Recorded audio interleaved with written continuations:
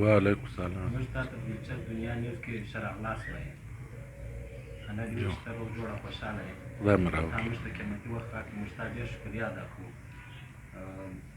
د بلوچستان امن جرګې په لحاظ باندې موږ تاسو یو څو سوالونه کړو. بلوچستان امن جرګې جوړېدو ستا څه مقصد دی؟ بسم الله الرحمن الرحیم. الله اکبر. الله تر ټولو لوی دا د الله مهرباني خپل طاقت دولت ور چالاکي مه ګڼئ. د بلوچستان امن جرګې مطلب دغه دی، د بلوچستان کې چې کومې قبایلي ستونزې دي، دا قبایلي جګړې دي، مثال په علاقه کې لکه د ګلستان دی، د چمن دی، یا د بلوچ په ایریا کې د دغه تر مابین سولې راوستل او خیر او امن راوستل، دغه زموږ بنیادي مقصد دی. نو انشاءالله تر ډېره حده موږ په دغه کې کامیاب. بلوچستان امن جرګې دا رقم څو جوړې کړي دي او په دا کې په کومه جرګه کې دې ته ډېر مشکلات مخامخ شو؟ خیره د بلوچ پښتون خو نو هره جرګه مشکل هم لري او تر ګردو اسان هم وي.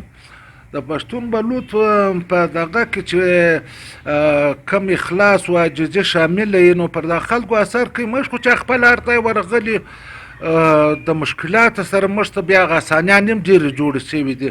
نو موږ ته خلک کور ودان که بلوچ پښتون بلوچ ایریا شوې ده که د پښتون ایریا شوې ده، موږ ته خپل خلک په ډېره درنه سترګه ګورو. موږ ته څه مشکلات نه دي. تر ټولو زیات دې ته په کومه جرګه کې په کومه ناسته کې دې ته ډېر ذهني سکون میلاو شو؟ موږ ته چې په اوله ورځ موږ ولاړ شوي، موږ ځان دغسې بولو، له موږ روحاني سکون پیدا کړی دی. موږ چې هر ځای ځو خو زموږ مقصد نشته، موږ د الله د رضا دپاره ځو، د یو مسلمانانو تر مابین یو سولې سوچ، یو د خیر سوچ کوو. نو د دې د هر څه یقین په عربه او ډالر نه پیدا کېږي که څوک په دې پوه شي. دا یو ډېر قیمتي کار دی، دا یو ډېر ښه کار دی. د دې دپاره موږ ټولو مسلمانانو پښتنو ته دعوت ورکوو چې باید راسئ، دا د خیر په کار کې د موږ سره شمولیت وکړي. او د چمن د بارډر د بندېدو په هکله تاسو څه وایاست؟ وروره که اوس سړی څه ووایي خو بیا وایي داسې دی داسې دی. خو زه خالي دغه وایم چې د احمدشاه بابا او د میرویس نیکه، د میرویس نیکه تر اصفهانه باچهي وه، تر احمدشاه ابدالي تر دهلي باچهي وله. اوس د خپل کور دروازې په موږ بندې دي.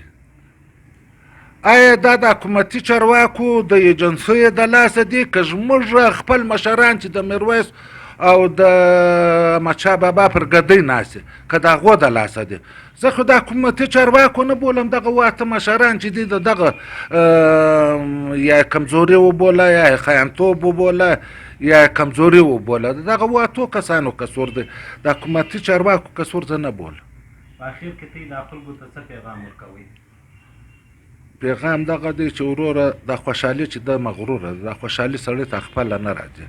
خوشحالي ته به ور ولاړېږي او خوشحالي د بل په خوشحالي کې، د سکون د بل په سکون کې، عزت د بل په عزت چې تر هغو د بل د عزت، د بل د سکون، د بل د خوشحالي سوچ ونه کړي، ته ملا کوین. نو راځئ دا خوشحالي د بل په خوشحالي کې د بل د خیر د کار دپاره ور ولاړ شو. ډېره مننه. کور ودان خدای مار